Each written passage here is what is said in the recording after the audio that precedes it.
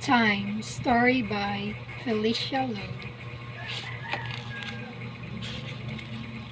Wigtail opened his eyes. The sun was peeping over the distant hills. It was the start of a new day. Good morning! It's 7 o'clock, declared Crow. Time to get up. Everyone should be an early riser. Cock-a-doodle, called the cockerel. Time to get up. Late again, snapped Seagull. That cockerel is never on time. Nothing's on time around here.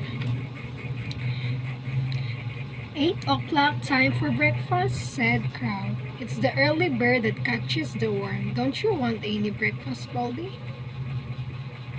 Maybe later, said Poldy, half asleep, and he pulled his sombrero down over his eyes. 9 o'clock, time for wash, called Crow. Are you coming for a splash in a fountain, Poldy? Maybe later, said Poldy sleepily. 10 o'clock, said Wigtail. Today is a market day. Are you coming shopping, Poldy? Perhaps later, said Sombrero.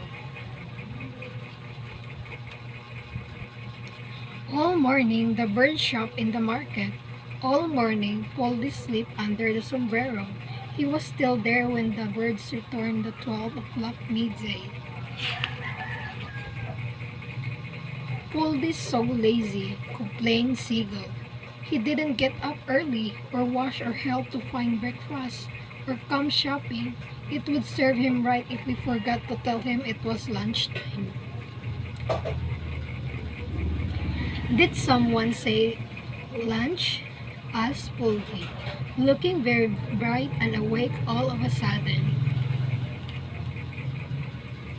At 2 o'clock, everyone took an afternoon nap under the sombrero.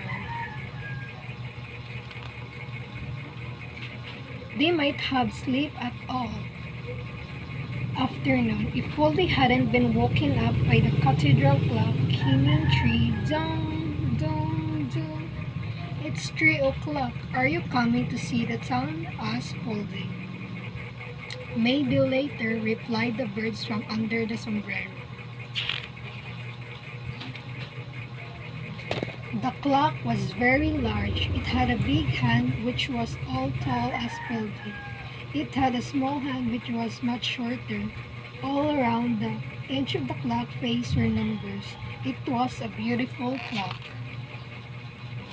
The cathedral clock told the time all through the day and night. The little hand pointed to the hour. The big hand pointed to the minutes. Each time, the big hand pointed to 12. The clock came another hour. All afternoon, Poldy wandered through the town. He was so busy, he didn't hear the cathedral clock came 4.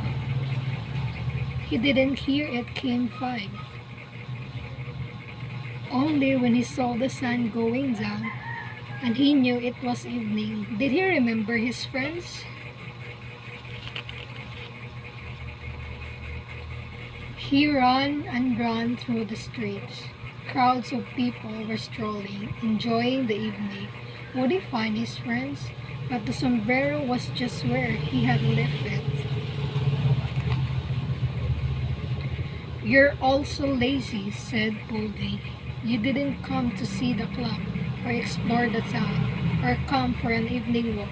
It would serve you all right if I forgot to tell you it was supper time. Did someone say supper time? Asked the birds, looking very bright and awake all of a sudden. As it grew dark, the lights went on the town. People sat at restaurant tables. Bands played and everyone danced and clapped until late into the night.